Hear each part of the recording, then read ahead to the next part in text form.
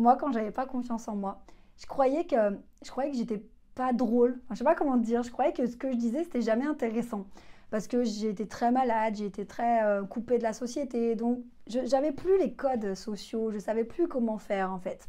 Et, euh, et petit à petit, en travaillant sur moi, en travaillant mon socle interne, puis en travaillant ma communication, ce que j'appelle la communication conscientisée dans ma méthode, avoir conscience de chaque chose que je fais, eh bien, j'ai réalisé que finalement, j'étais capable, moi aussi, d'être captivante quand j'ai quelque chose à dire ou à raconter. Et petit à petit, en prenant confiance en moi, j'ai même commencé à faire rire les gens. Je me suis dit, mais je les fais rire en fait. Et, et vraiment, ça a été une révélation de me dire finalement, ce voile de timidité, ce voile de peur, de crainte, de scénario, on se dit je suis pas intéressant, les gens vont m'ignorer ou j'ai pas ma place, je suis pas légitime. Tout ça, ça crée un voile qui t'empêche d'être toi-même et d'être libéré et d'être la personne captivante que tu peux totalement être. D'accord? Donc évidemment, il y a ce travail en profondeur sur le socle interne, prendre confiance en toi, mais aussi il y a ce travail, ces tips, vraiment ces conseils pour être captivant quand tu racontes une histoire.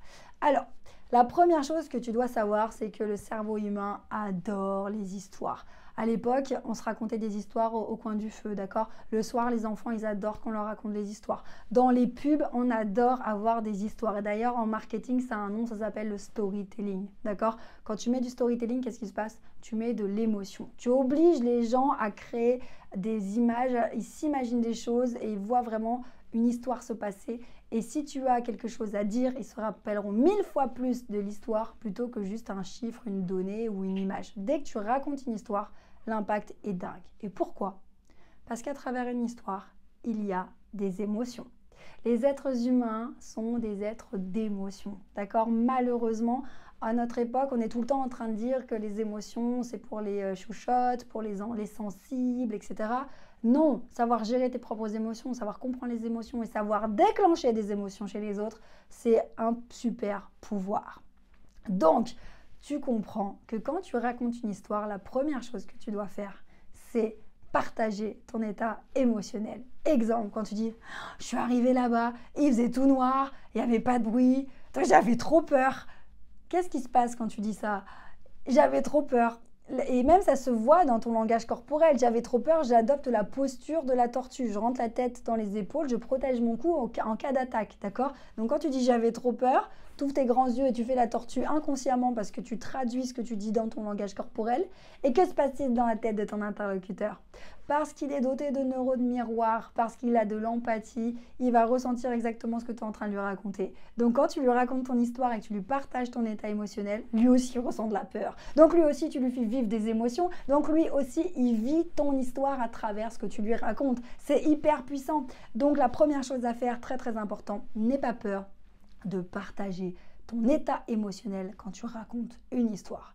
Ou l'état émotionnel de la personne, évidemment. Mais je veux dire, si tu racontes une anecdote, comment ça s'est passé, et que tu veux que ça déclenche quelque chose, tu veux être captivant, tu veux qu'il trouve ça intéressant, vas-y, fais-en des caisses sur ton état émotionnel. Et plus tu vas partager ton état émotionnel, plus les gens vont le ressentir et plus ils vont être à fond avec toi dans ton histoire. Exemple, je suis arrivée dans la salle, il y avait 40 étudiants et c'était un bazar monstre. Et d'un coup, parce que j'ai adopté la posture Awe, eh bien, donc ça fait partie de ce que je te partage d'habitude, la posture Awe, bref, on en reparle une autre fois. Parce que j'ai adopté la posture Awe, boum, ils sont arrêtés de parler. Mais j'étais comme une dingue. Mais t'imagines pas ma joie et ma surprise. J'étais là d'un coup, boum, j'impose le respect. Mais j'étais comme une dingue. Qu'est-ce qui se passe? Je montre mon explosion de joie et je l'exprime. J'étais comme une dingue. Et imagine ma joie. J'exprime mon émotion pour que l'autre en face soit capable de la ressentir. Et c'est à travers ce partage de mon état émotionnel que l'autre le ressent et que l'autre, il vit la scène avec moi. Il est rentré dans mon histoire. Donc là, tu l'impactes, il est captivé et tu vas lui laisser une empreinte émotionnelle de fou. On va dire, mais Charline, elle est géniale, elle m'a raconté une histoire, mais c'était dingue. Non, il y avait peut-être rien de si dingue dans mon histoire, mais c'est la façon de partager mon émotion qui a rendu ça complètement dingue. D'accord? Donc, premier conseil, partage tes émotions, fais-en des caisses, montre ton émotion pour que l'autre la ressente avec toi. Deuxième conseil très important, vraiment si tu veux développer ce côté entertainment, si on peut dire ça comme ça, c'est imite les personnages. D'accord? Dans ton histoire, quand tu as des personnages, vas-y, refais-les. Je sais que parfois on a tendance à le faire à la maison parce qu'on est dans un endroit sécurisé avec des gens qui sont bienveillants et on sait qu'ils ne vont pas nous juger quand on fait l'andouille. Mais si tu es avec des amis ou même au boulot, évidemment, on va doser, d'accord? On saura, on a une intelligence sociale, on a une intelligence de contexte, on ne va pas faire le clown non plus n'importe où, n'importe quand. Mais je veux dire, si tu as envie de développer ce côté un petit peu où tu fais le show, eh bien, imite les gens. Par exemple, moi, quand je suis en conférence et que j'explique le jour où j'ai dit à mes parents que même si j'étais très malade, ben, j'avais trouvé la solution et j'allais devenir entrepreneuse.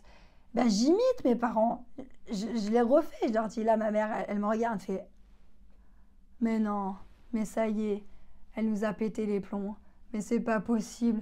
Mais toi, devenir entrepreneuse, mais qu'est-ce qui t'arrive?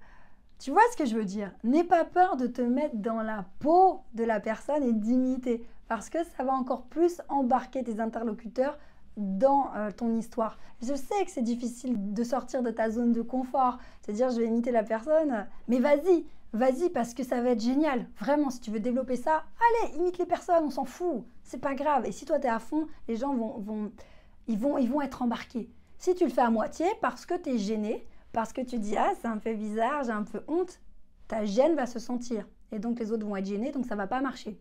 Si tu commences à partager ton état émotionnel et à imiter les gens, par contre, il faut y aller vraiment à fond. Il faut décrocher le cerveau, tu vas dans ton histoire et tu y vas. Parce que si tu commences à être un peu gêné dans la retenue, là, c'est malaisant. Tout le monde va être gêné. Donc, vas-y, franchement. Sois fou, vas-y.